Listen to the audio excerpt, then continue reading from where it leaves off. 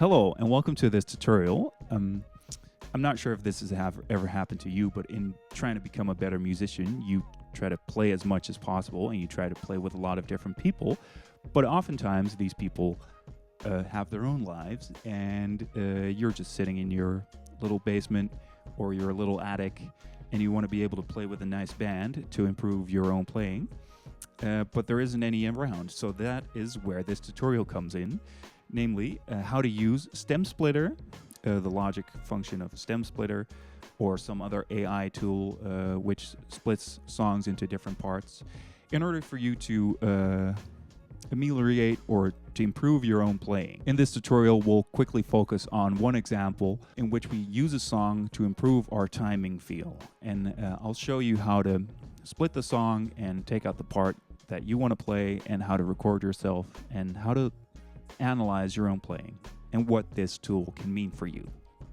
Enjoy. All right, the first song we're going to use is called The Sun by the Valery Stefanov Fusion Project. It's a Russian keyboardist, and the song is great because it's very groovy, very tight, and it has a lot of separate elements to it.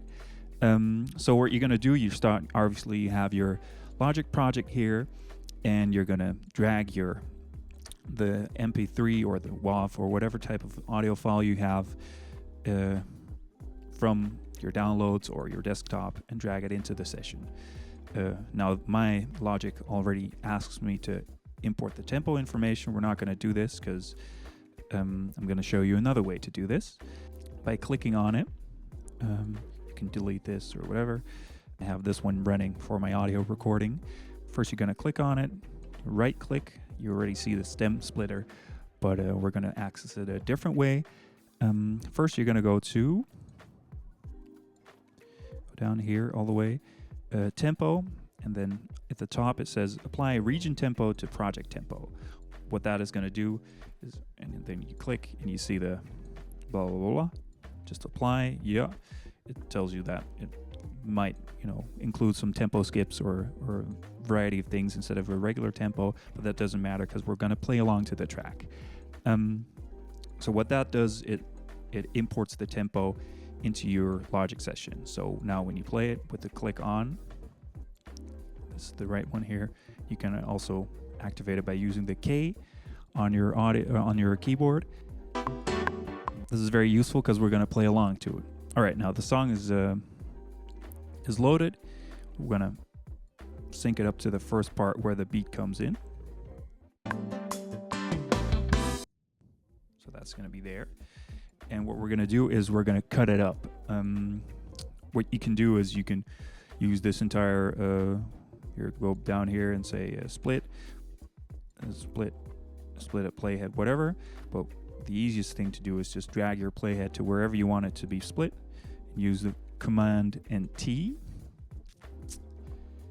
And then we'll count out 8 bars just to have a nice clear loop. 1, 2, 3, 4, 5, 6, 7, 8, and split it again.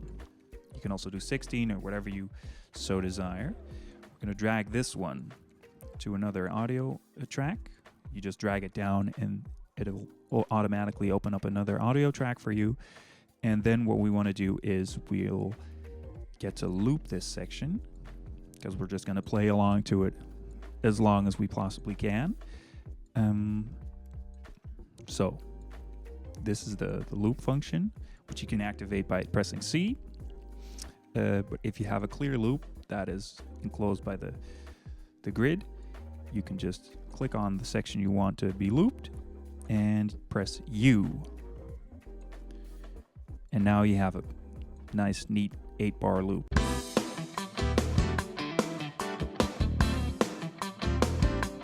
Great. All right.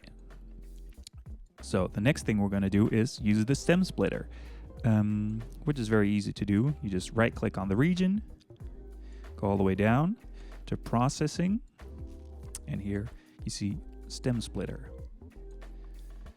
It asks you which elements you want to include in this split stems. We're going to do all of those because we're going to play along with everything. And it automatically mutes this track, which is nice. You can still add it in or whatever you want to do with it, but these are the 4 things we want to focus on right now. The thing is, it depends on what instrument you play, and drummers and bass players are especially in luck because AI overlords manage to extract all the individual parts. So now you can just select whatever part you want to play along to, or you can mute the parts you don't want to play along to. For solo, and M for mute. Pretty self-explanatory. So I'm a keyboard player, so I'm gonna play along to the keyboard part. So I'm just gonna turn that off, or you can set it very low, whatever you prefer. But I'm just gonna turn it off by muting it. And yeah, now we can run the groove track.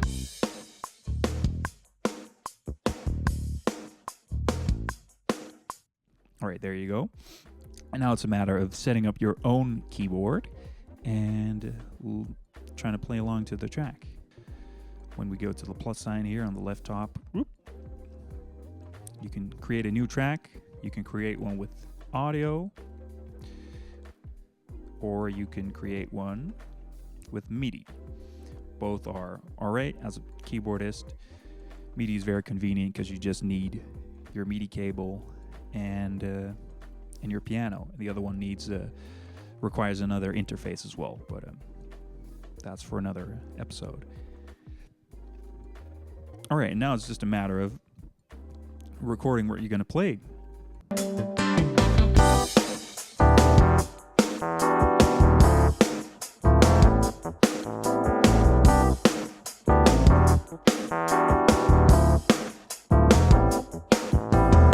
So now that you've recorded your own audio or your own MIDI, as you can see here, it's a matter of looking into what you've actually played and being very, you don't have to be overly critical, but you have to be specific and look at what it is you did.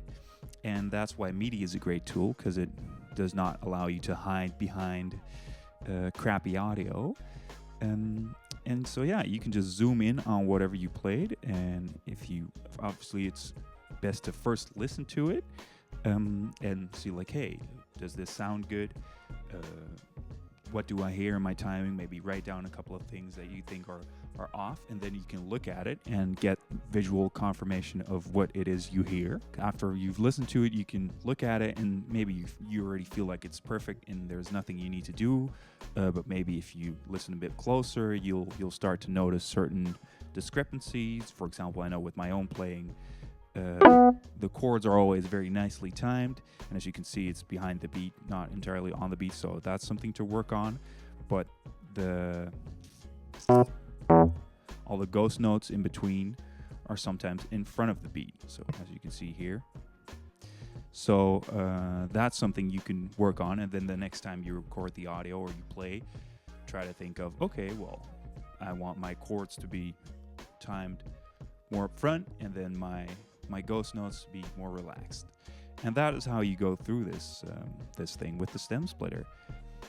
All right, now to quickly recap what we did today in this session, what I hope you learned is how to use the Stemsplitter to your advantage, and use it as a very musical tool and a very enjoyable tool to study music to, because this is obviously a lot more fun than just turning on a metronome and just dryly playing 16th notes. Just pick any track you like, any track that is dear to you, and